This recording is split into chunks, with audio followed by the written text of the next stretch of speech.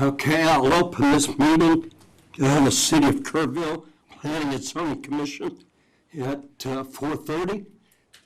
Dorothy, would you call the roll, please? Yes, sir. Bob Waller. Here. Garrett Harmon. Here. Trish Byram. Here. David Jones. Rustin Zuber. Here. Jim Brown. Here. Bill Morgan. Here. Thank you. We do have a quorum. I'm going to make an announcement right before we get started. One of the agenda items, item number 4E, has been removed from the agenda today at the request of the applicant, and it'll probably come back in a February meeting. So anybody here for 4E is not going to be presented at all today. Item number 1, any person in business not scheduled on the agenda is encouraged to briefly speak to the commission. Please fill out the speaker request forms, and I've got a stack of them here.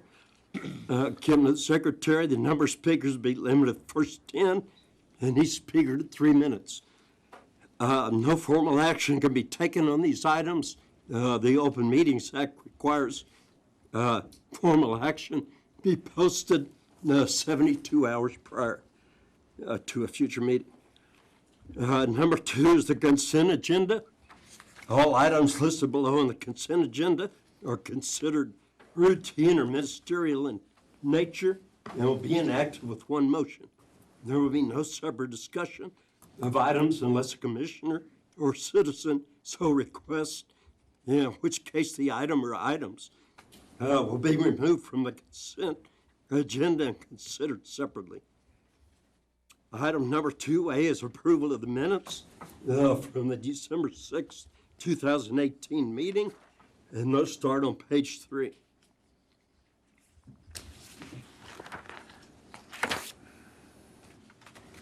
I'll accept any changes or amendments or a motion. So moved. I have a motion to approve. Do I have a second? I'll second.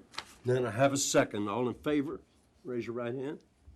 Passes 5-0. Thank you. First 3A. Drew? Thank you, Chairman. Good afternoon, Chairman and Commission. This is consideration and action on final plat for Comanche Trace Phase 15, subdivision containing approximately 5.331 acres of land out of the William Watt Survey number 65, abstract number 364, in the city of Kerrville, Kerr County, Texas, to establish lots 1 through 12, Block A, and lots 13 through 17, Block B, addressed 1002 through 1025 Comanche Hills. This preliminary plat came before you 2018 for approval. The roadway construction has not been completed due to delays with the weather. The city engineer said that they do have approved plans and a construction plan moving forward and gave his approval as well. Staff recommends this for your approval. Be pleased to answer your questions. It's in full compliance. Yes, it is.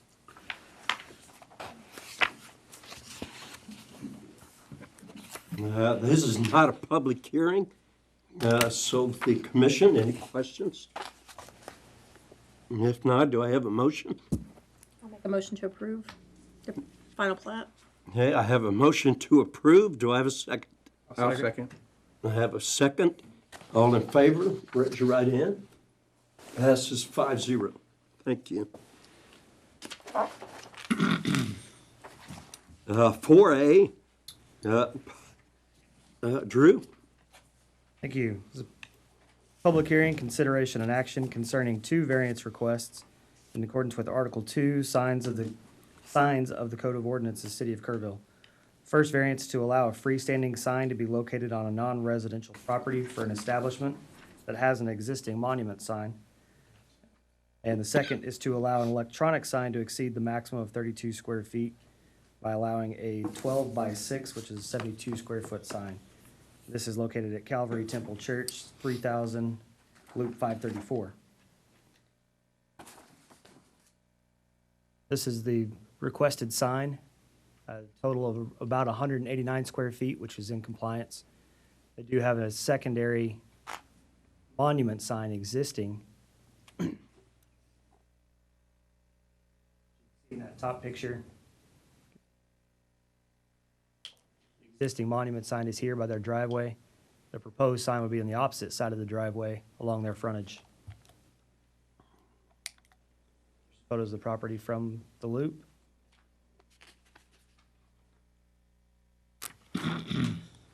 Under your criteria for review, I'm looking at the different circumstances of the property. No exceptional circumstance or condition is applicable to the property. There's no unnecessary hardship by the enforcement of the sign code. Does not appear that the request would be detrimental to the health, safety, and welfare of the public or the surrounding properties. The variance request is not contrary to the objectives and principles within the comprehensive plan. Calvary Temple Church is located in the strategic catalyst area.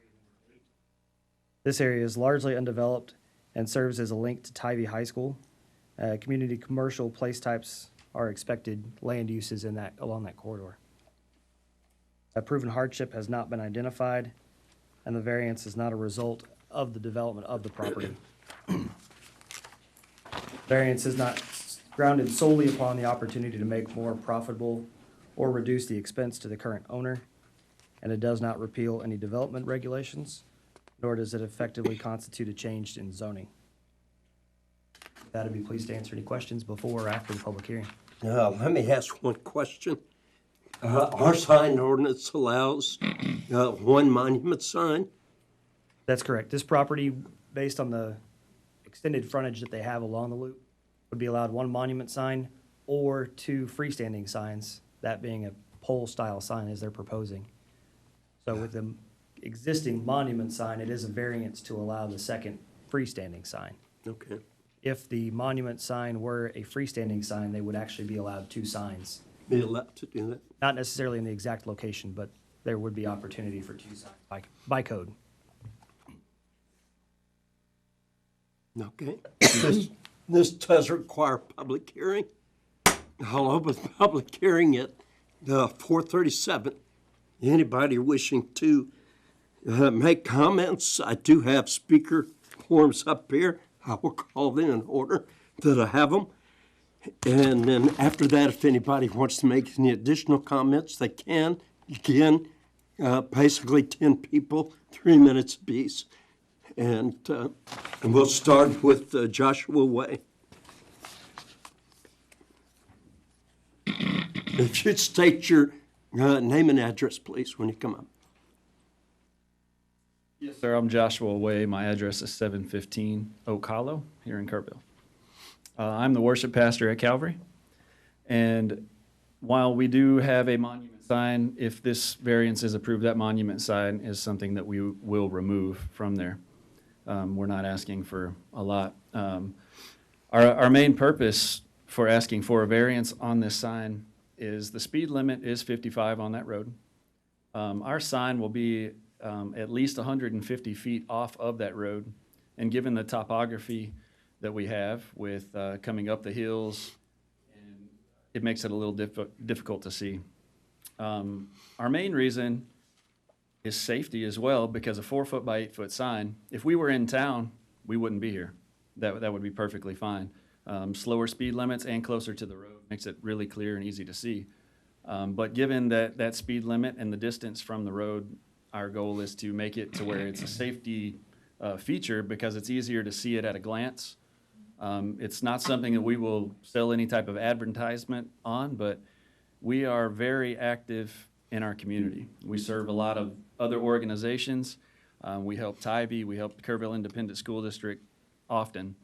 And this sign will be one of those things that we can continue to use to be a benefit to our community and a blessing everywhere that we can be. The only reason that we are applying for the variance, like I said, is a safety thing. And with it being 55 miles an hour and on a curve, and the distance away from the road. That's our reasoning. Okay, thank you. Yes, sir. Kenny B.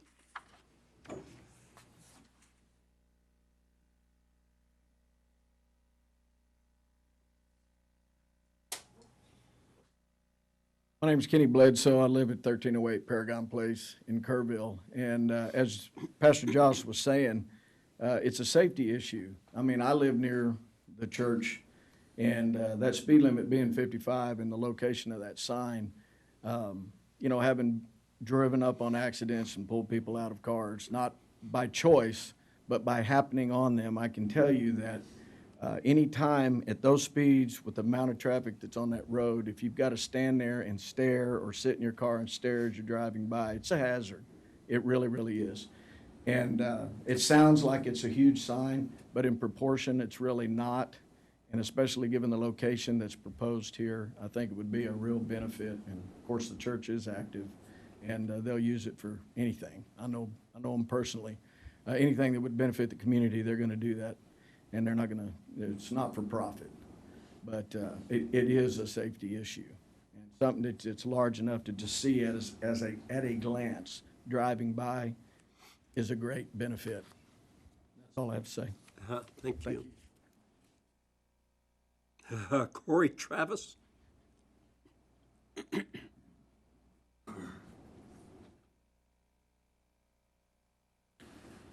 Hi, Board. My name is Corey Traub, 1684 Junction Highway. My name is only in there. I'm the contractor building the sign. My comments aren't really relevant. I'm mainly here just for technical support. If they have questions, you have questions on the sign. So if you could, please take mine and apply it to someone else. If I'm needed, I'm here to speak more than necessary. Now, let me ask you a question. As a contractor, how do you feel about the size and safety issue? You know, when we first went out and looked at this sign, Pastor Way has been on and off talking to me about building this sign for realistically since about 2013, maybe late 13, early 14. And we always had a problem with the location of the sign. And what they're saying about the location, the sign by ordinance has to be inside of their property lines. DOT's easement along that street, I'm assuming is so large because of future expansion that right now we're 125 to 140 feet from the nearest lane of traffic before the sign starts. And the way we do it when we superimpose and start to design these things is I'll take one of my guys who's exactly 6 foot tall, stand him there and take a picture. That way I have something to gauge of and start building the sign and drawing it in the system. Once we draw it, whatever looks easiest and what looks like it's going to be the easiest to read is what we normally tend to stay with. And when we drew this up at 32 square feet and put it 25 feet in the air, it looks like a business card. It's too small. You're not going to be able to read it. At that speed and that distance, minimum letters readable to a human is 13 to 14 inches. If we go 13 to 14 inch letters, you're going to get 2 lines of text. You're not going to be able to get enough on there to put a message across at 32 square feet. That's where it came from. Okay, thank you. Go ahead. Any questions? Thank you.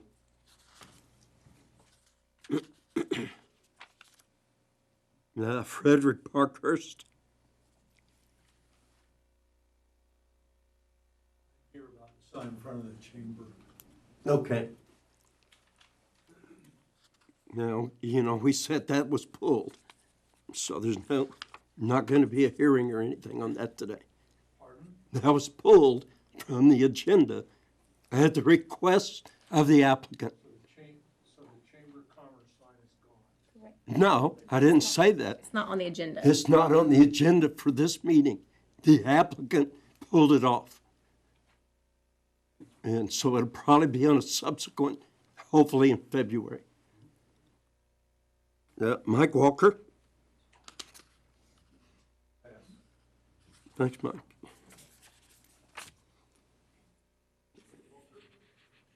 Mr. Mosty?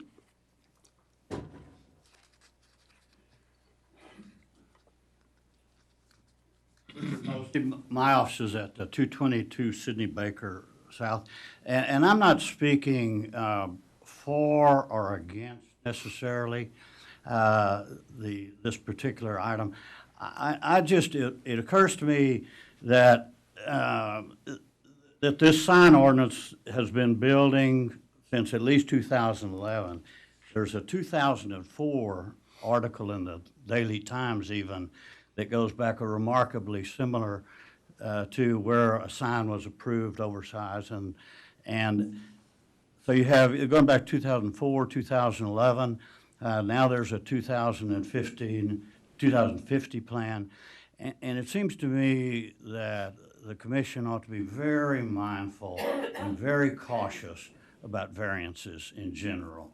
There's a vision that has been created now going on for 20-plus years, and whenever you start making checkerboard exceptions, this and that, and we're talking about a 2050 plan, when you make those checkerboard exceptions, then that starts to clutter the vision. And it makes the vision more difficult to carry out because then you have a precedent maybe. And so I just speak to being very, very cautious. The rules have been set in place by the city, and I think that preserving the vision overall and being very mindful of checkerboarding is something that the commission ought to take seriously. No, very good point. Thank you.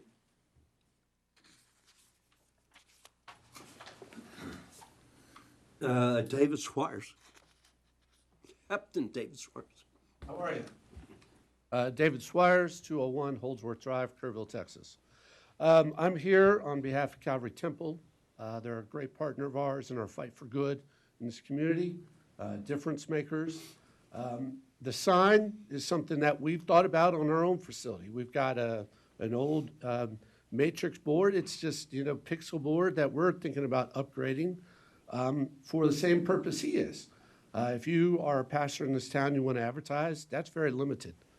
You have church bulletins, yes, I'll give you that. You go to the paper, and once a week you got the little thing in the back, little square. You can take out advertisements there. We can buy space at the football stadium if we want to. We've advertised there as well. But for people like us, pastors who are wanting to educate someone who might not be churched, who might want to be churched, it's nice to see what's going on. It's nice to be able to see safely. And a sign, yes, I like things to have order. But it's all about perspective. If we're 140 feet off the line, of road or traffic, you're on a 20-acre piece of property, perspective is totally different. Our sign, we fit right in there, but ours is at the bottom of the hill when you drive onto our property. So it may look large when you're there, but the perspective from Holdsworth is totally different. Same thing would go for Calvary Temple. You're coming by really an undeveloped area other than the high school right now and houses further down the road and Bob Key's business. But perspective coming around that corner, you need something that you can see that agree with the safety issues. I'm in support of this because of the nature of where it is, how far it's offset, and the ability to educate the community and his parishioners and all those who might be searching for something bigger in life. Thank you. Thank you, Captain. Bill Rector, I think he was here for, okay, Bill.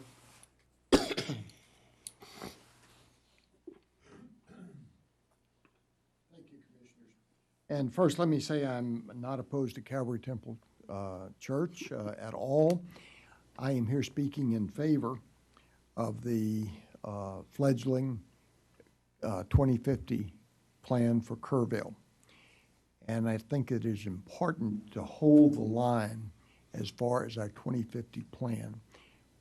One of the key points of that plan is a vision statement where Kerrville maintains its small-town character and charm.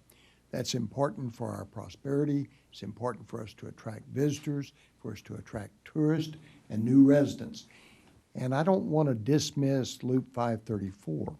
That is a valuable area for our community. It's an untapped resource.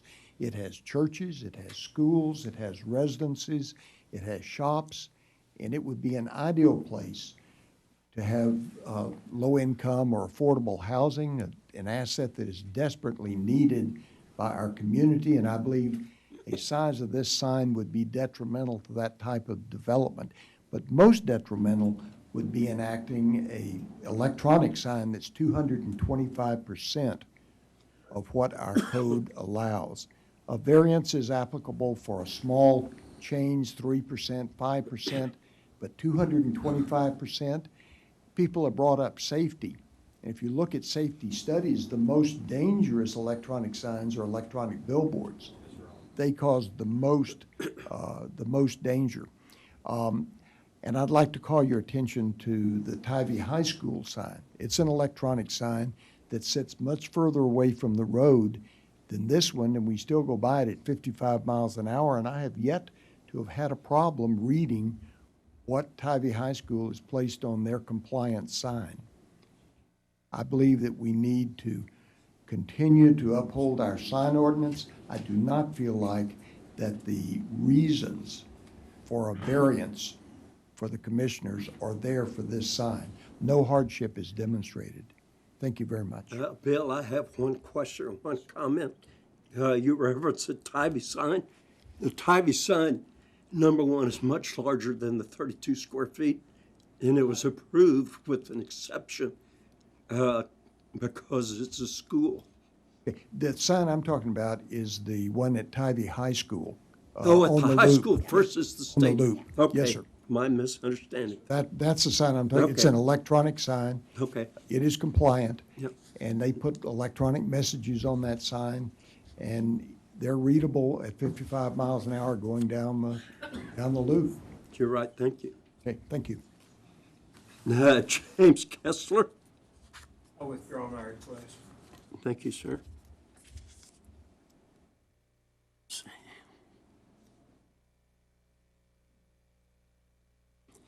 So, Warren Ferguson. Good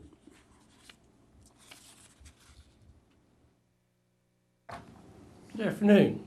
I'm Warren Ferguson. I live at 2404 Rock Creek Drive here in Kerrville. I am in favor of keeping things within the ordinance that exists. We spent a lot of time and a lot of energy and a lot of thought and a lot of commitment to Kerrville 2050, the plan we have to have this city still be the loving place that it is and a good place to live for everybody. I think that these signs are getting out of hand, and I think we ought to consider what we're doing here when we put something up that's some 2 or 3 times what has been approved heretofore. And that's the primary thing that I have to say. I think it's a commitment to Kerrville 2050, the comprehensive plan. And while I can see that some people may feel disadvantaged, I believe that's something in the short term, because I think the long term, the Kerrville 2050 plan is a much better way to go. That's basically what I had to say. I'll answer any questions if you have any. Thank you, Warren. Okay, once again, let's leave it like it is. Delway, Pastor. Thank you, gentlemen. Thank you, everybody. Thank you for your time. God bless you. I'm pastor of Calvary Temple Church. I've been pastoring Calvary Temple for 32 years. We started with 12 people under an oak tree. Our church is devoted to this community. One of the gentlemen referenced poor, low-income housing. Let me just give you an idea of what Calvary does for low-income people. Blessings in a backpack for the schools. We make up 180 a week to give out to kids every week. So we care about poor people. Brian Young Basketball Camp supports us. Christians Assistance Ministry, CAM. Christian Women's Job Corps. East Kerr County 4-H. Fire Department Kerr. First Choice Pregnancy Resource Center. Grace Academy. Habitat for Humanity. Hal Peterson Middle School. Kerrville Little League. Kerrville Indians. Mount Olive Baptist Church. Salvation Army. Special Opportunity Center, Starkey Elementary Book Fair, Starkey Elementary PTO, Starkey Elementary Sausage Supper and Fundraiser. We're in the middle of all that. Texas Christian Junior Bull Riding, we're even into that. And Tybee High School baseball, basketball, Tybee High School Pals, Project Graduation, Teachers Luncheon, Tybee Senior Graduation Luncheon, BFW Post 1480, Volunteer Services Council, YMCA Kerrville. Our church's vision is to help this community and to do the best we can, and we've done that for years. We invest in people, not in things. Our church is a modest building. It's warm when you walk into it. It's well done, but it's modest, not overspent on, because we believe in people. We want to be a ministry to people. And first thing, the monument sign has been brought up. That monument sign, for a long time, we have decided that thing's gone as soon as we can get another one, because it does nothing. It advertises 3 words, Calvary Temple Church, and we can't change that. The hardship, it's been said very plainly. I drive by, unlike my brother that drives by the Tybee High School, there's a school zone there, and it's much slower. Plus, usually they'll only have 3 or 4 words on that sign, which is really easy to read. I have a letter here from the pastor of the Church of Christ down the street from me, if I may. Certainly. He said, "Dear Planning and Zoning Committee of Kerrville, the Church of Christ, the Kerrville Church of Christ has a great neighbor on the Luke Calvary Temple. We have we've been notified of their request of the city to approve a variance on their proposed LED to a 6 by 12 sign. Given their location, acreage, but even more, the footprint of their service they bring to our community, the KCC leadership hopes you approve their request," signed by the pastor. I have multiple things, but I want to give you my agenda because I'm going to have to talk again later, I'm pretty sure. Hardships, it's a safety hazard. I don't care what anybody says. It's a safety hazard. The Church of Christ that just so generously wrote a letter of support for us. When you're driving from Sidney Baker towards the high school, you have to take your eyes off the road to focus on what their signs say. If you by happen get the red light going back towards Sidney Baker, your speed limit's a little bit slower, so you're more likely to be able to read that sign. But at 55 miles an hour, I've looked at signs all over everywhere during this. It is a hazard. I've noticed I've had to take my eyes off the road to get the full message, because if I don't get it all in one glance, I'm gonna be past it, and I won't be able to see it. We've always looked out for this community. We've always done everything by the book. That's why we didn't begin construction of our sign until we stand before this honorable committee. We want to do things by the book. We had inspectors from the city of Kerrville come out when I was building our church building. They said, "Where's your permit?" And may I? No, it's fine, sure. Okay, "Where's your permit?" And I said, we went through all the process, and they said, "We don't need a permit because we're not in the city limit." Well, he challenged me on it, so he goes off in a huff, comes back, "You're right. You don't need a permit." I said, "Yes, sir, but I would appreciate one thing. If you could have your inspectors come inspect our plumbing and our electrical anyway, because we want to do things by city standards." And so we're asking for this variance because we want it to be a one-glance thing. We're not going to do a 3-word thing. We have announcements when we have special speakers, when the high school has a special event, which we host the KISD, all the teachers in the whole district come in. We let them lease our building for a very modest thing just because of legal issues. We have overwhelming support from so many different organizations. Our sign will not be to sell ads on. That's not our purpose. In fact, we will be a blessing to the community. And they know that. Everybody knows that. They come to Kerrville, they come to us and they'll say, "Can y'all help us with this? Can y'all help us with that?" And that's what we do. And so we will advertise things for schools or whatever people we support.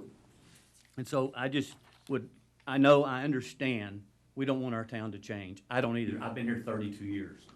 I love my town. My wife and I are constantly saying, "I love our town. I love our town. I love the people of our town." We would never want to do something to make it awkward in our city. That's not our goal. But it is a hazard, and it is a long way off the road. And I think it's in taste. Originally, ladies and gentlemen, I was planning on going for even a bigger one, so we could get, and it's not gonna be a billboard sign. It's not allowed by law, for one thing. here, we can't do the flashing billboards. We won't do that. We'll put up messages that will last 4 seconds, and that's it. But it's gonna be a high-resolution LED sign. So it's not gonna be one that you have to squint to see. It'll be instantly, you'll see it, and you got the message. And so I would ask, I'm a longtime resident of Kerrville, Texas, and I love this city, and I love everything about it. And I love to help people, and that's what our church does. And I would ask that you would grant this variance, because I don't think it's unreasonable. I really don't. And I've got more letters I can read you. Tom Daniels Elementary School sent me a letter, the Sharon Harris there. Clifton Pfeiffer, I think everybody in town knows Clifton. He's in support of it. Deidre Murray, that works for the high school, she, with the high school, she wrote us a letter encouraging y'all to give us a variance on it. We've never asked for anything unreasonable from the city. We've always tried to be a blessing to the city, and all we ask is that you grant us the same that we've tried to do to our city. And by the way, just a final note, we really feel like God wants us to have this sign. We prayed about it. No pressure. Sorry about that, y'all, but it's true.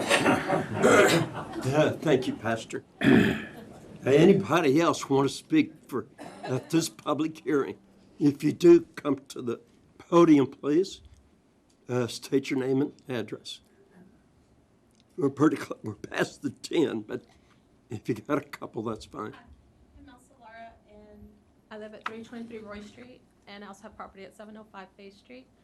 And I just want to point out that the Tybee sign across the street from Big Lots is also the same 72 square feet, I think, of display space. And when I drive by there, I can look over, see the sign, read it, and keep going. I have never had an accident there. It's the same LED sign. It's the same, they upgraded it to make it what our sign's going to be. It's the same advertising space, I think. I'm not sure about the actual sign, but I think it's the same advertising space. It's going to not cause an accident like it hasn't there across from Big Lots. And the other gentleman, Mr. Mosty, said he didn't want to set a precedence. Well, I don't know if this does or doesn't, but we're just asking for the same variance. Okay, you understand the school got their variance because they're exempt from the sign ordinance. Oh, well, I'm just asking for a variance because we're Okay. at church. No, I understand. If that were a variance, I mean, if that were an exception, we wouldn't have this meeting today. Somebody else want to make a comment?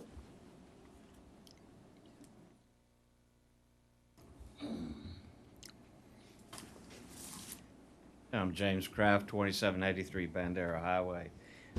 Some of the folks already stole my thunder off of this, I can tell you, but there was just a couple of things. One is that I have full faith that the commission actually will and has considered the facts and information on this issue and will base their decision on that. And while I truly believe the Calvary Temple Church is actually a very good benefit to the city, that probably has no bearing upon this issue. And with that said, I just have a couple questions. One is I have to assume, and if someone can answer this, maybe Drew, I'm not sure, that the sign variance and the sign we're getting ready to do out there meets TxDOT requirements and specifications since it's on a state highway? That I'm not sure. Okay. Was So not that'd be coordinated one with thing us at I'd have TxDOT. as a commissioner, is does it meet that before we actually approve a variance for it? And the point was brought up about the Tybee High School sign, and I'm sure that it had a variance at the time as well. And I'm not sure if anybody, maybe Drew, knows the square footage of that sign as well, but I think that'd be a good comparison. And if it's similar to that, if I was a commissioner, I probably wouldn't have any problem approving this, assuming that it meets all the other requirements of the ordinances for a sign in that area. So really, those are the only comments that I have. Okay, thank you. Thanks. Anybody else want to make a comment during the public hearing?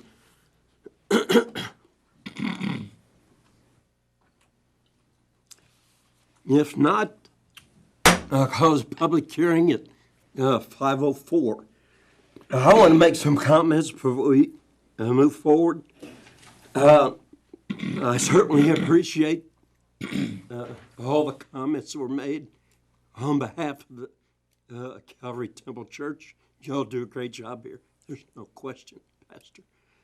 And I also understand and hear the comments from the others, Mr. Rector, Mr. Mosty. One of the things we do not want to do is to like spot zoning on signs. And we want to take everything into consideration. I was involved in the 2050 plan. I understand it. And one of the things we need to understand as an industry, in the sign industry, things are changing. Used to billboards was all they had. Used to you put a wooden 4x4 sign out front of your place. Those times are changing. They're not aesthetically appealing. The sign that Calvary wants to do is very aesthetic, but still, it doesn't meet the requirements that are currently in place for electronic sign. And so my recommendation to this commission is that instead of taking action on the variance request, there was one pull today, and I would make the same recommendation for that, is that we, instead of taking action on electronic signs and trying to amend the ordinance as we go, which I don't think is appropriate, I'd like you as the commission to consider tabling the action and direct staff. I'd like to direct staff, or somebody with a motion, to direct staff to look at current industry standards and come back to this commission with recommendations within a 30-day time frame. I would like to comment on that as well. I think when this was originally written regarding digital signs, the maximum sign that really was available was probably 32 square feet. They were extremely cost prohibitive. As time has gone on, the technology has changed immensely in the last 5 to 6 years. And so I think that's where we're seeing a lot of these really beautiful signs that are very clear, very easy to read as you drive by. So that's something that we need to take in consideration into our existing ordinance. Maybe that needs to be reviewed and considered, just as Bob is saying. Mr. Chairman, I so move that we postpone this particular item, given the 30-day suggestion, seeking a second for this motion, and then I have some comments I'd like to make if the motion receives a second. We have a motion. Do we have a second? Is 30 days enough time? Next scheduled meeting. Our next scheduled meeting will actually be February 7th, close to 30 days. Is that enough time to? I think to do some research on industry standards, we'll certainly work with both applicants and their contractors. Do we need to amend the motion to February 7th or February 5th, something like that? Right, we'll schedule it for February Okay. 7th. February 7th. Is that a second? Yeah, I'll second. Okay, we have a motion and a second to table this action today, and we direct the staff to look at current industry standards and bring it back to us in 30 days or the time of the next meeting, whichever's longer. All in favor, raise your right hand. Mr. Chairman, Yes, sir. before we Comment, vote, excuse me. before we vote, I made this motion based on my previous life, having been sued as a city administrator. I think maybe I'd like to see the city attorney involved in the discussion that the Planning and Zoning Commission would have, and because there's been some issues raised here today that might indicate a challenge. And let's saucer and blow this thing before we attempt to stick our lip to the cup, and let's know where we're going. And I'm sorry this is an inconvenience to the members of the Calvary congregation, but I believe in the long term for both the city of Kerrville as a governmental entity and as for the membership of your congregation, that if we, another 30 days probably won't kill the deal for you, sir. Good Lord's on your side. I hope he's on ours. And that's my comment and my reason for offering the motion. Okay, thank you. We have a motion and a second. All in favor, raise your right hand. Passes 5-0. Thank you. Number 4B, public hearing. Thank y'all for your time. You can tell this. You can tell this is the church crowd when the preaching stops. Must be new. Thank you. Thank you. 4B is a public hearing, consideration and action on a variance request in accordance with Article 2, signs of the city code of ordinances for Kerrville to allow wall sign to exceed the maximum size of 12% of the square footage of that wall by allowing a combination of signs at 12.3%, overage of 3.75 square feet. This is at Blue Oak Trading Company, 1834 Junction Highway. All right, this requires a public hearing.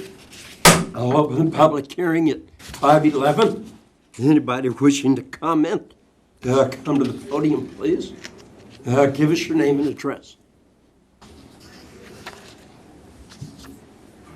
Thank you. My name is Bob Canellis, 1834 Junction Highway. I'm the owner of Blue Oak Trading Company.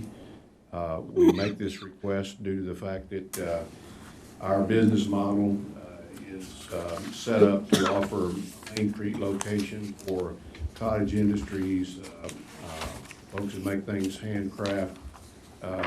They're able to get in and lease a space at our location and not actually attend their store. This is more of a craft mall type arrangement, and we've been very successful there.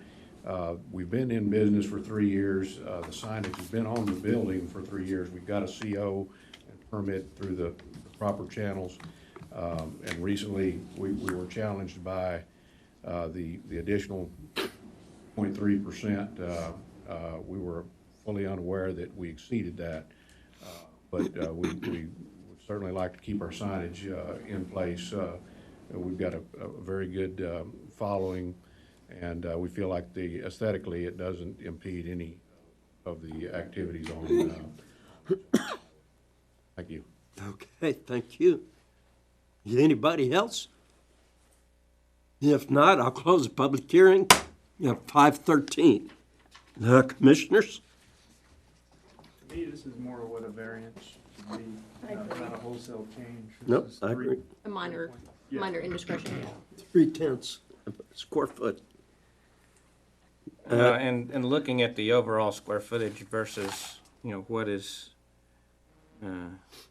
actual, I mean, to me, there's could be an error in measuring to determine that 3% or 0.3% difference. I could see how just in the step from design to construction, you could see how that type of a difference could happen. So from the time of approval to implementation, I could see that happening. Yeah, a 0.3% difference is not really worth, Minor taking miscalculation. signs down and Any other rebuilding signs. comments? If not, I'll accept a motion. I got one question. Oh. Drew, how does the silo play into this? That's a separate, it's the next agenda item. They actually have two separate properties. You can see here, the silo is actually on the property to the south. Okay, So so we've, the first one is just a building. right, we've percentage. split it Okay. up into two separate cases. It's wall sign. I'll make a motion, we grant the variance as presented. I have a motion. Do I have a second? I'll second that. I have a motion and a second. All in favor, raise your right hand. Passes 5-0. Thank you. Okay, Drew, 4C.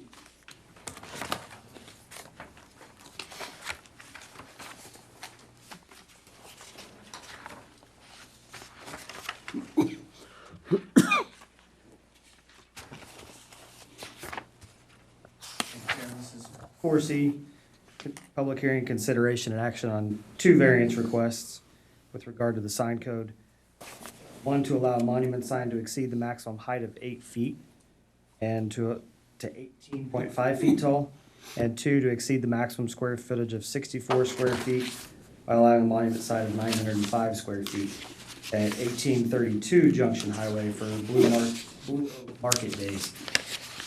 And clarification that 905 square feet is the square footage of the entire silo, not the actual painted signs. But since they had signs on effectively 3 sides of the circle, at the time setting up the agenda, that was the information we had.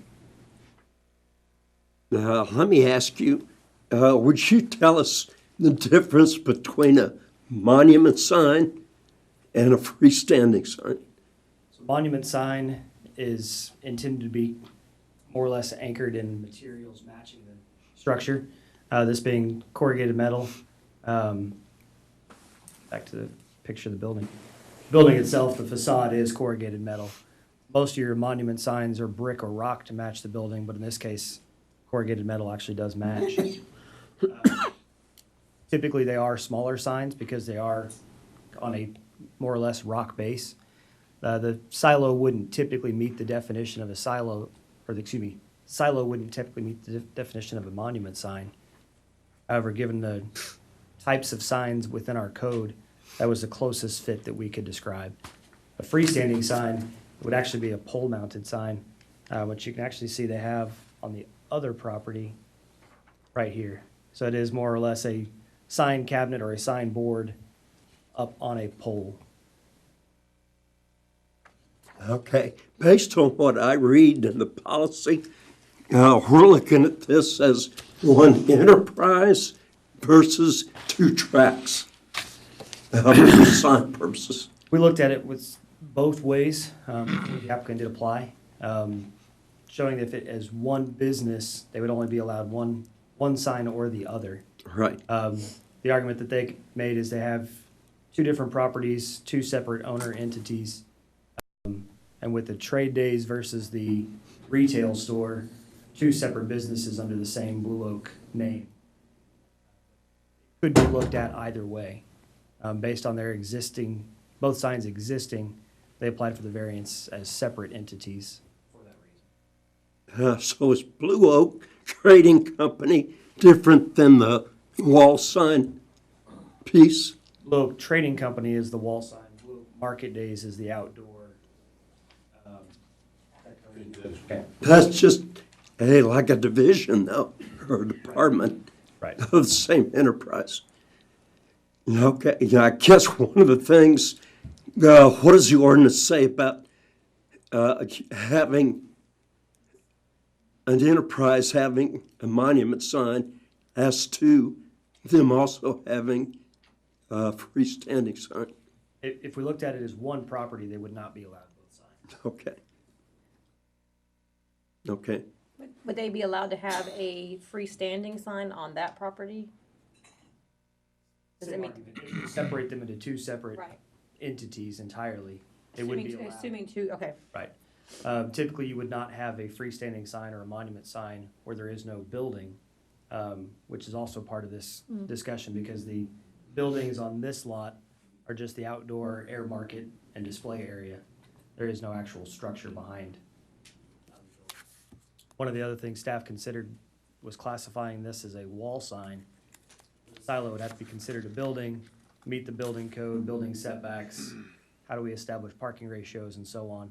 And it didn't fit that either. So the monument sign discussion was the closest fit.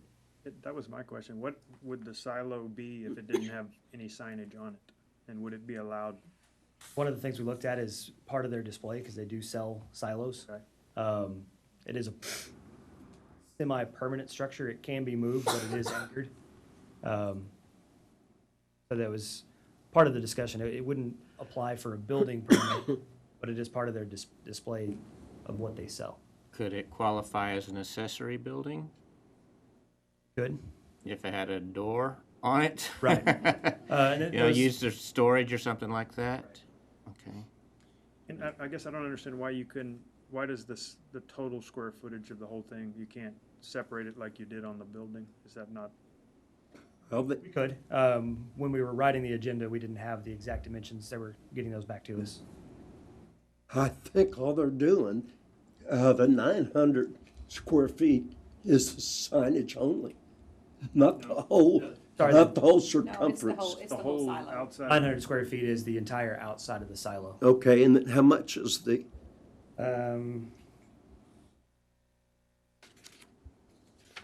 but on a monument sign, what's your maximum signage? 64 square feet on one side. And that would allow two sides back to back. Again, they have signage on 3 portions of the silo. And their signage, Or back to back. As you can see here, the blue oak is on one side, the white and red lettering is on the front. And we have the blue oak trading company on the other side. So would it work if they had 64 square feet on each side of the silo? Would that be compliant? It would be, except for the height of the overall structure. So we'd just be looking at that.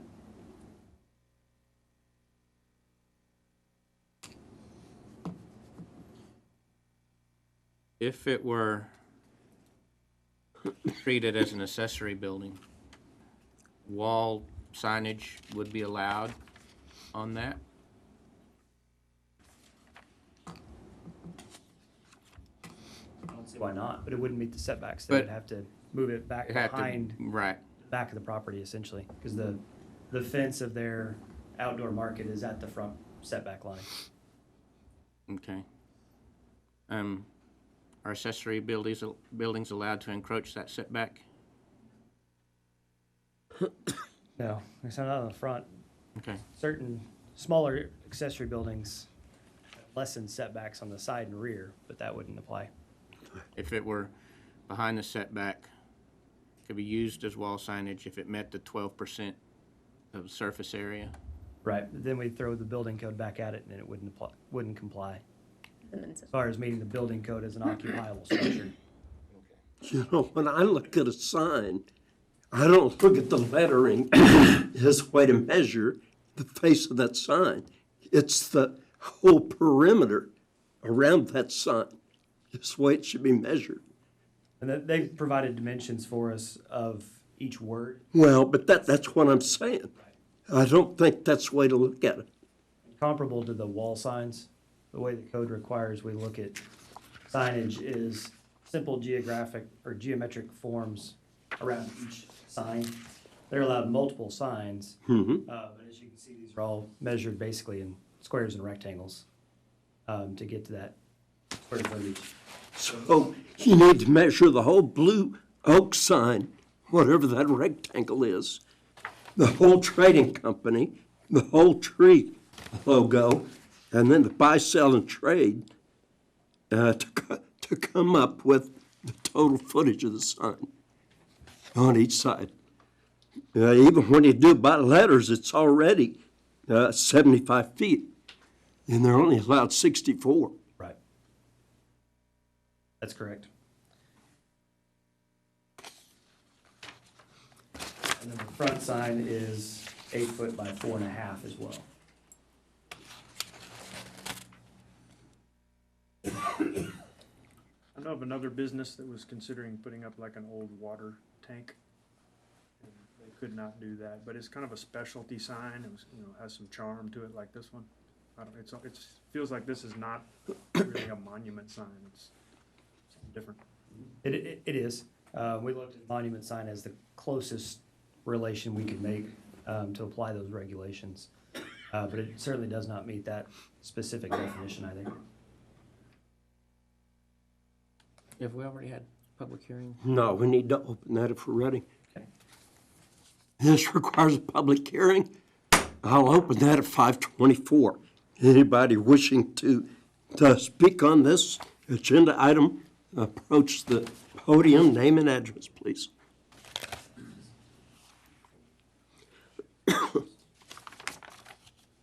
Yes, thank you. Again, my name is Bob Canales, owner of Blue Oak Trading Company, 1834 Junction We erected the silo with the intent of creating a sort of sister enterprise to Blue Oak Trading Company, referred to as Blue Oak Market Days, which would again be like a sister, almost like a twin sister company, but separate due to the fact that it is actually a different platted lot that's separate from Blue Oak Trading Company.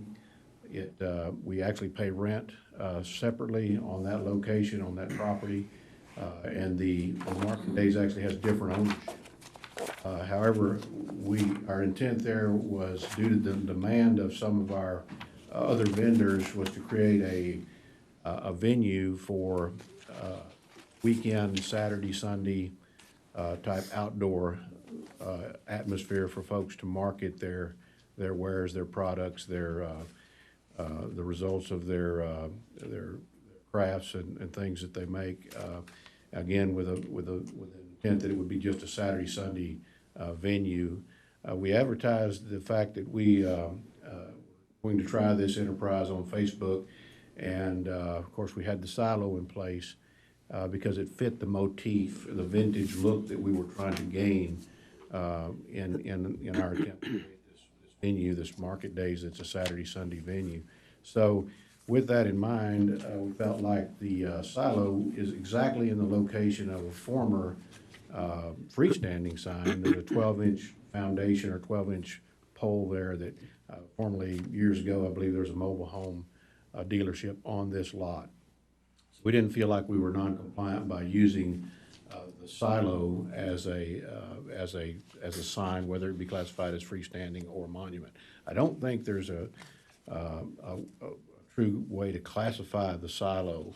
I'm not sure if the city actually has a way to classify it. Of course, we could eliminate the red sign or the portion of the sign that faces directly out to minimize the square footage of the actual lettering, if that was an option. We feel like the silo as a landmark for the outdoor venue and a separate entity, although it is related, would be beneficial to us, and that's why we came to tonight, is to seek this variance so that we wouldn't have to actually take the structure down. We do not plan to occupy the structure. It has been looked at by the city inspector and therefore deemed to have sufficient foundation. It is sitting right on the ground with a 12-inch reinforced concrete ballast as a foundation. Didn't blow over in the 50-mile-an-hour winds that were recent. It's very strong, and we could get a structural engineer to certify it. We feel like it's a good landmark for the vintage market that we're trying to create. And there will be, as a part of that, structures that we will apply for permits on that will be associated with it on this lot. After we had this challenge, of course, we stopped plans immediately back in the early spring and decided to wait on the outcome of this variance, but we would greatly appreciate consideration. Well, I guess my question, why are you seeking a variance at this point after you've already done the work? Well, and I respect that. We didn't feel like that the silo would be considered actually a monument sign. We sort of considered it a freestanding sign. When you take the face of it on each side, we felt like that we would be allowed to have a sign there as a result of the overall square footage that an actual freestanding sign takes up in that exact location. But you had to be basically cited for being out of ordinance before you came and asked for the variance. That's correct. We were unaware that it would create an issue with the city inspector. However, we did make sure that structurally it was in good shape. Well, I understand that when you were cited, you only had the Blue Oak Trading Company on one side. Next day, after you were cited, they came back and did the other side. No, sir, I don't have a recollection of that. We actually painted the lettering on on the sign. The inspectors did not actually arrive till well after that was done, and I'm not sure where that information comes from, but that's incorrect Okay. in my view. It's third party that wasn't substantiated. That would be a I blatant wanted to act ask of you. trying to, do something that was illegal. And again, we've got a CO for our building. Never had a problem next door, and we don't anticipate trying to challenge the city on any city regulations or code issues. Again, we apologize for the confusion there, but we're simply an enterprise, an entrepreneurial enterprise trying to make it work. Okay, my other question. Yes, sir. You cannot have a monument sign and your freestanding sign at the same time. That's correct, even if it's viewed as one lot. It's one an establishment, Okay, well, not as one lot. duly noted, sir. Okay. I guess my question is, what's your intention then on the freestanding sign? Well, our request, of course, is to leave it there and then develop our market days entity as a part of, our ongoing operation. But Well, even if you do that, you still can't have both of those signs there.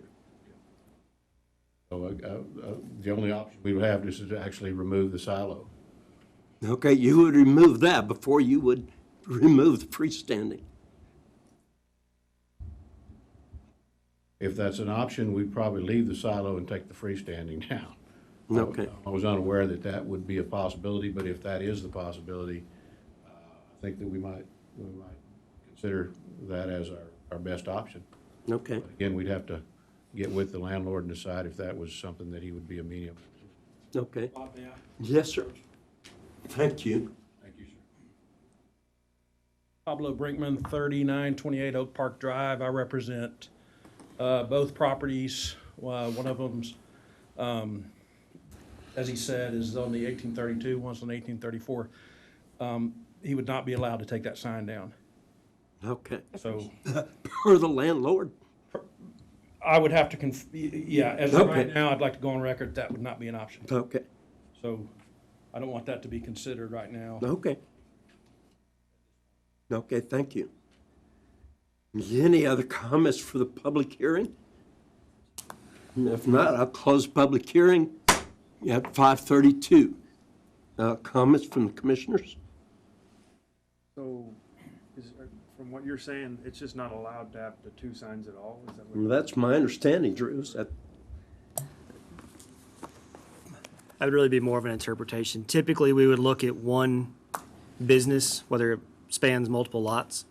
We have several businesses in town that, through grandfathered platting and so on, sit on multiple lots, but we treat them as one property. Actually, even the church that we looked at today has 2 lots. We look at that as one property because it is one entity on that property. We brought this forward as 2 separate pieces, mostly just for extended discussion so that it wasn't multiple variances for multiple signs. If the commission wanted to look at them as 2 separate entities, they are on 2 separate parcels. But again, where do we draw that line? Is this 1 or 2 businesses? Same names on both signs. I mean, we could look at it both ways. But I would say that's up to interpretation. The challenge here is this still doesn't fit into any Right. of our ordinances. Rebecca ran some numbers for me real quick. If we, on the silo, if we box in the entire set of wording, and include the front sign, it's about 186 square feet. That is counting both sides at about 75 square feet. So if we removed the front, gave them credit that the 2 sides are back to back like a monument sign would be, that would be measured as 75 square feet. so it still needs variance? Still need a variance over the Of 64. Correct. If we box in each word, similar to what we did on the building, breaking out some of that empty space between the 2, that comes down to 163 square feet total. So the front sign's 36. That would be close to compliance if we broke it down, not counting the space between the words. There's some wording at the bottom, it says buy, sell, and trade. That's included. It's including those two. That's what I'm just saying, I mean, that's, you remove that, doesn't it get it? It's a cluster. Bob, can I approach again? Yes, sir.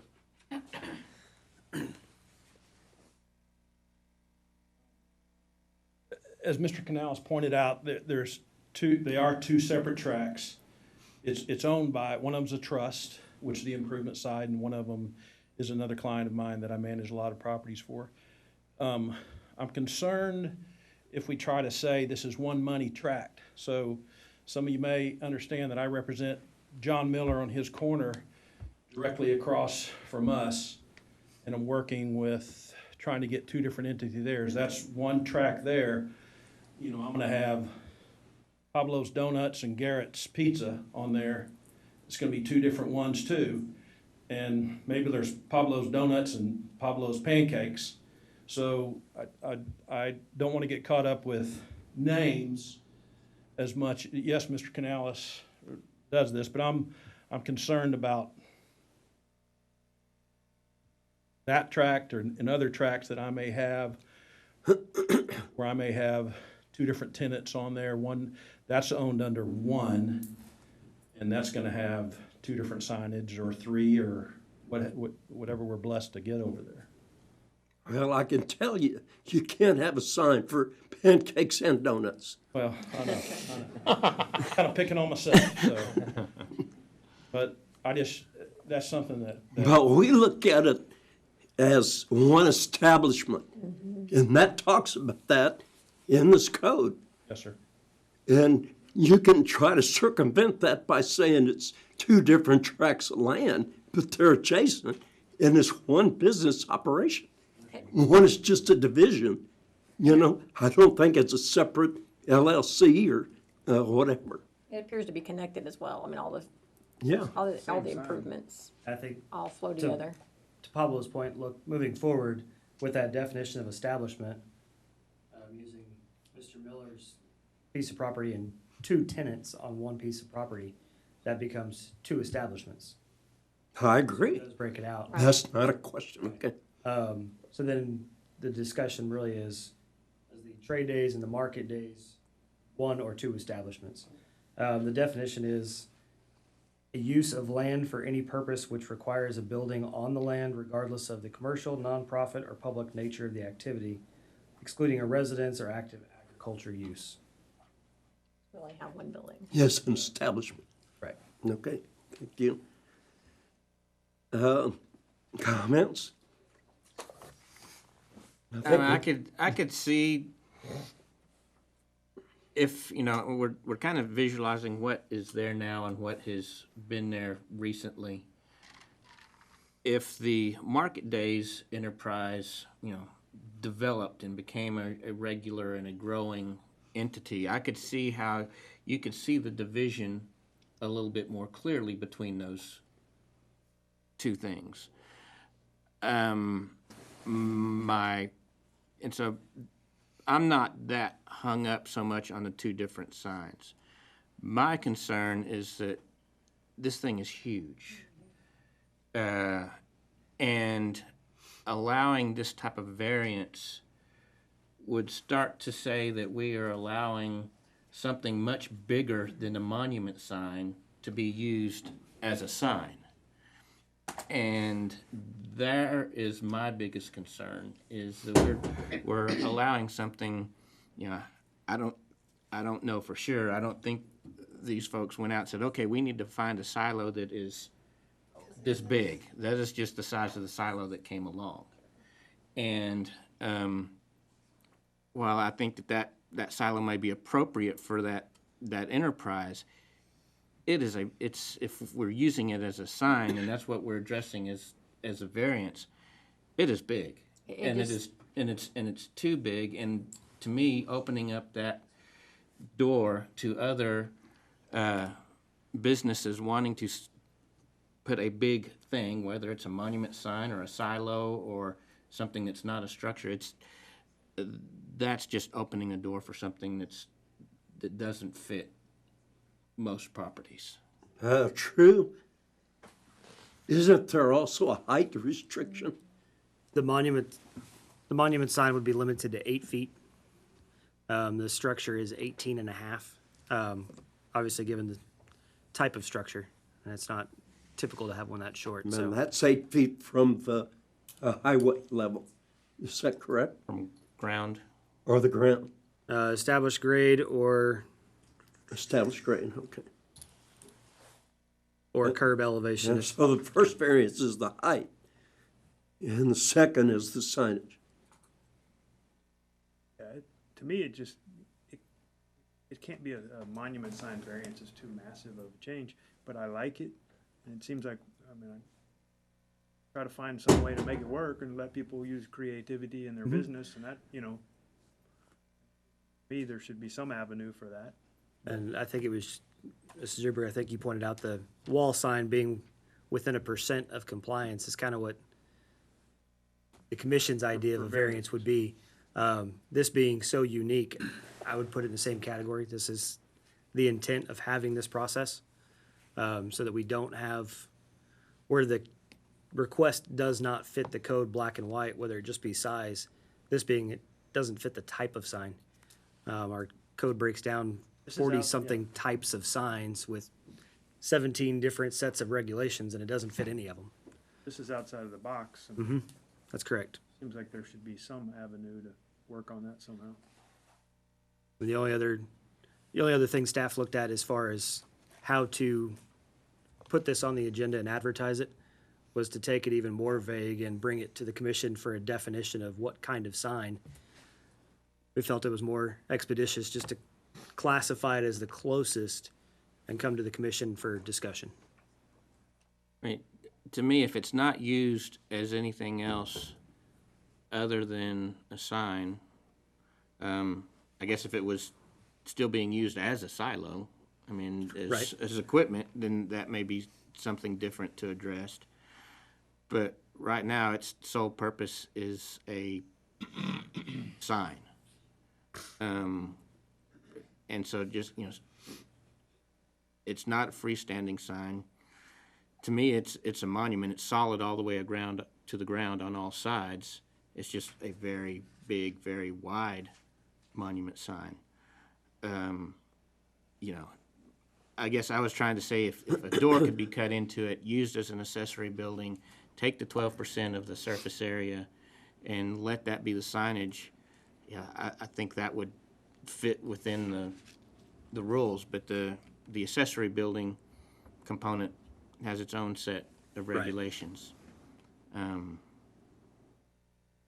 like I said, I just repeat that, putting something, whether it's a silo or a rock wall of this size, allowing a variance for that, we just open the door for something too big to be allowed in other locations. Any more comments? None here. If not, do I hear a motion? I move that we deny the variance for the signage And the at height? 832 Junction Highway. Okay, and the height of the facility? Yes, to deny the variance for the height and for the maximum size of signage square feet. I have a motion, do I have a second? I'll second that. Any comments? I got one last comment. Yes, sir. I'm gonna vote against the variance as it is, but would like to see, keep working at it, try to find another way. Another option? Because I like it. I just think it can't be a monument sign variance. It's too massive. Right. Okay, all in favor, raise your right hand. Passes 5-0, thank you.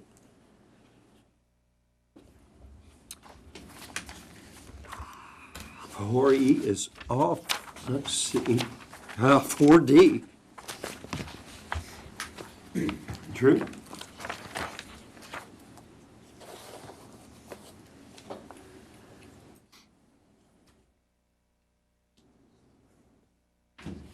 Thank you, Chairman. 4D is a public hearing, consideration, and action to recommend a resolution to allow a conditional use permit for a gasoline station and car wash with convenience store on approximately 1.166 acres of land, consisting of all lots 300, 301, 302, 348, and 349, Block 48, Shriner Second Edition, a portion of Lot 1, Block 1 of the HEB Edition, and these are more commonly known as 212, 220, and 300 Main Street, and 217 Jefferson Street.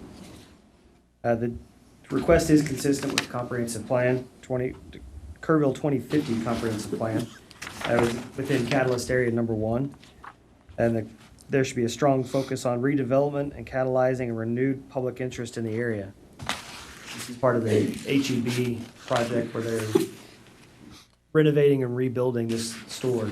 This will be the future fuel sales and car wash on this property. Current zoning is 11C with a proposed central business district that the commission heard a few months ago. Going to city council for final reading next week. Their existing use is a gas station and parking lot and a barber shop. Zoning around it is all 11C. With the conditional use permit, you got the table there in your backup. If you're not familiar with this property, that line to the west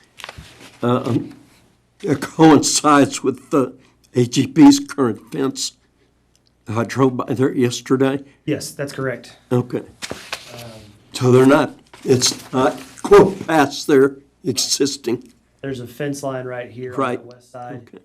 The alley that comes out to Francisco Limos, and it continues down that same line out to Junction Highway, or Main Street, excuse me. Existing barber shop is here at the fuel sales back. roughly Is behind. that alleyway going to remain open? Yes, it is. It's basically just relocating their existing gasoline station and adding in the car And the wash. car wash. Be a little bit larger station with a car wash back behind it. Got it. And there's the configuration of the new store. Okay, this requires public hearing as well. Any questions before that? If not, I'll open the public hearing at 5:47. Anybody wishing to speak, please come to the podium. Give us your name and address. Not hearing none. Oh, yes, ma'am.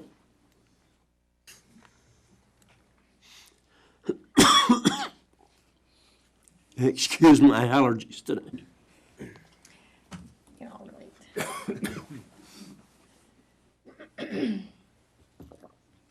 Hello. I admire the job you all do after sitting here today. My name is Bunny Bond. I live at 213 Stephanie, and I am here to speak in opposition to this. Probably 15 to 20 years ago, I spoke in opposition to the city council to closing Hayes Street. And I realized that I missed the hearing that is going to go before the city council soon.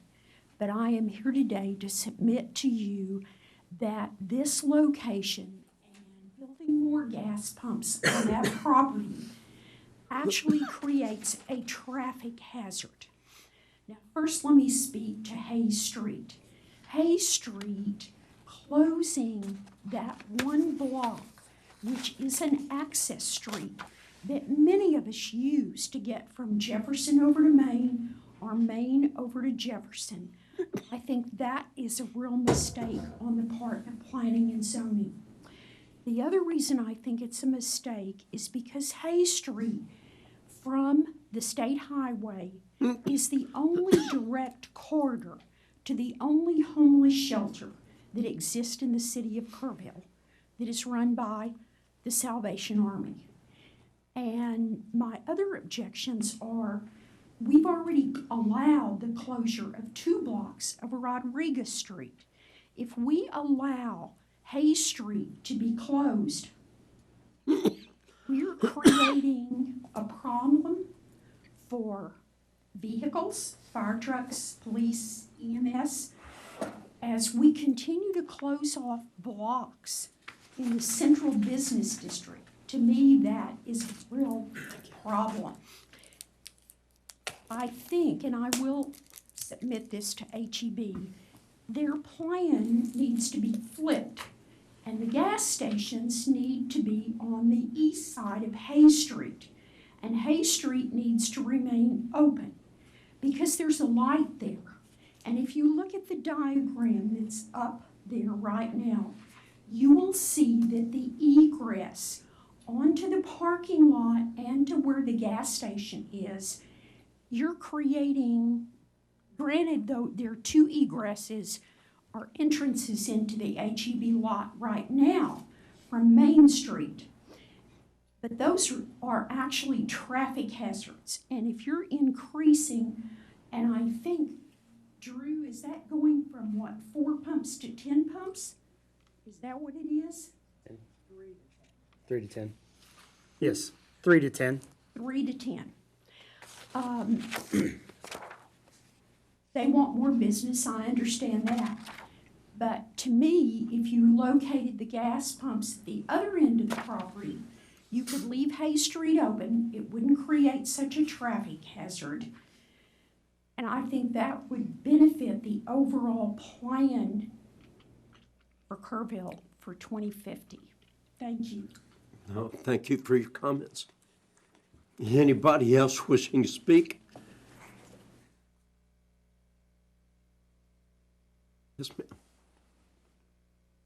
Good evening. I'm Kathy Strimple with HEB, 646 South Flores, San Antonio. I wanted to add just a couple of comments to the presentation by Drew. We are increasing the number of pump stations from there's 3 out there today. We do feel like our customers are underserved. It's hard to get in and out in there with the traffic that's in the parking lot. It's very congested. I'm not telling you anything you don't already know. But what we've done with the way the new site lays out is separated the fuel station from the parking lot. So it's 2 different trips, and you can go shopping and not get caught up in the fuel station traffic and vice versa. So it's actually a lot more efficient, a lot safer. It's easier for our customers. We build fuel stations differently today than we did when we built the fuel station that's in existing today. So there's a lot of improvements in traffic flow around the fuel station with what we're proposing today. And one small comment to the previous comments.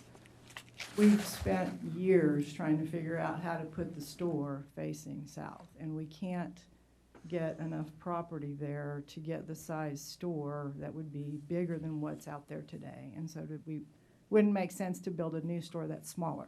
So our whole point in doing the project was to get a bigger store because it just physically doesn't work facing the other direction. I'll be happy to answer any other questions. Okay, thank you. Any questions? Mr. Chairman? Yes. Yeah, I have a question, and I don't understand. Ms. Shrimp, if you would come back, looking at the plan between, I see is there is the parking lot, and there seems to be some kind of an island between the gas pumps and the entry. If you look at the gas pumps, then look to the right, and there's something there that would indicate an island or there. Thank you, Drew. That is, it will be a striped island, and because we don't want queuing from the fuel station to back up into the driveway, so it's intended to separate so that you queue inside the fuel station pad, if you will, and not back up into the driveway. But we can't put a raised island there or a concrete island because our trucks have to drive over it to get to the. You've answered my question, my concern. That was my concern. Thank you. Any other comments? Rob? My name is Rob Urban. I live at 2128 Bluff Ridge.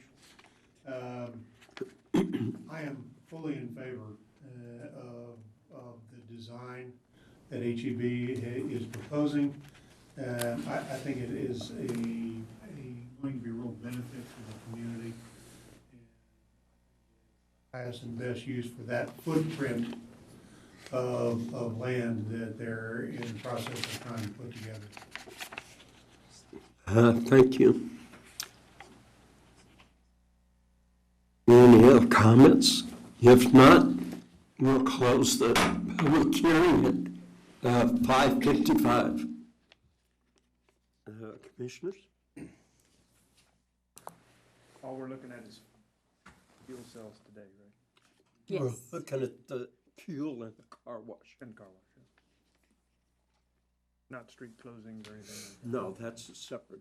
Yes, the street closure actually goes to city council next Tuesday. Does not come through. And does not come to the planning commission, that's correct. The resulting plat will eventually come to the planning commission, but that'll be after the closure. Mr. Chairman, I have a concern, and I don't think that there's anything we can do about it. But as you understand, when we were talking about Hayes Street, I get hung up in transportation and movement of vehicular traffic. My concern is that people try to, that alley will only accommodate one-way traffic, and people try to come in and out of there, and the Yenskis who own the vegetable stand there complain about people getting bottlenecked, and I've gotten caught up in that before. That's not an item. That's not going to affect what we're talking about today, but it is going to be, I think one of these days it's going to be a problem unless we can manage the flow of that alley someday. Yes, certainly. It is laid out to work without access through the alley. There's a driveway on both sides of the fuel station, so you have 4 driveways to get in and out of our parking lot, which is more than you have today, and typically a store of this size works well with those amount of access points. It would be nice to have that alley as a secondary means to get in and out of the property, but it's not, today, it's not wide enough, and there's not an opportunity to improve that. So yes, you're correct. Yeah, but people are still going to use it to get to the HEB parking lot because it's easier to turn off of Lemos. It has a lot lower traffic volume than Main Street, and so a lot of people come up Lemos and turn and try to come up that alley, and you've got people leaving your parking lot that's trying to get down to Lemos. So, I don't know how we handle that. It's really not an issue for the Planning and Zoning Commission to get involved in. It's just an issue of convenience and my concern for everyone. We agree. We would love to have that as an access point, and I think we'd be willing to do some improvements there. I just don't think it's wide enough. No, it isn't. I can assure you. We can't do much with it because it's just not wide enough. But we'll continue to look into that, into those options. Okay, thank you. Any comments at all? If not, I'll accept a motion. So moved. I have a motion. Do I have a second? I'll second. I have a motion and a second. All in favor, raise your right hand. Passes 5-0. Thank you. Okay, staff report. Drew? We're continuing to work with Kimley Horn on the zoning code rewrite. Code Review Committee meets February 13th. The goal is to have a final draft of the zoning code for their review, and then we'll have open house in February for additional public comment, and then bring that back for a joint City Council and Planning Commission on March 7th is the schedule right now. So the way it laid out, it ended up being on your first meeting of March instead of the second, but we'll look at scheduling that joint meeting in the upcoming months. We're continuing to work with our software company, My Government Online, for development services software, and meeting with the development stakeholder group on that to give some feedback. Hoping to go live with at least a portion of that software into April and May. So we'll be able to start looking at permits online and code enforcement issues, code enforcement cases, and then bringing in the planning cases and the health department, getting them some software to work with. So that'll be over the next 6 to 7 months that we get those different modules brought online. We do have a meeting scheduled for February 7th. February 7th, yes. Okay. And we'll work with the applicants in those two signed cases and do some research on some industry standards, similar situated, comparable cities, just to give some comparisons. And then I think if it's appropriate, we may also look at putting on a code amendment on the agenda in lieu of the variances, but we'll certainly update you, Chairman, and kind of see where that direction's going. And of course, working with our city attorney throughout that process. Yeah. When is the sign ordinance set for review? Looking at that later on in the summer, early summer. Since it is separate and apart from the zoning code, we didn't want to try and mix everything up together too much. So the code review committee will start looking at that, staff and the consultant will start looking through those auxiliary development codes into March as we finish up the zoning code, and then go back to the code review committee early summer. And we moved the subdivision ordinance actually to the end of the process. So reviewing the subdivision ordinance through the summer and kind of coordinating some of those amendments. Okay. Any other business? Maybe do For the signs commission? first. We can look at that. Yeah, we can talk to them. If not, I'll accept a motion to adjourn. So move. I have a motion, I have a second. Second. All opposed, you can stay here. We're adjourned.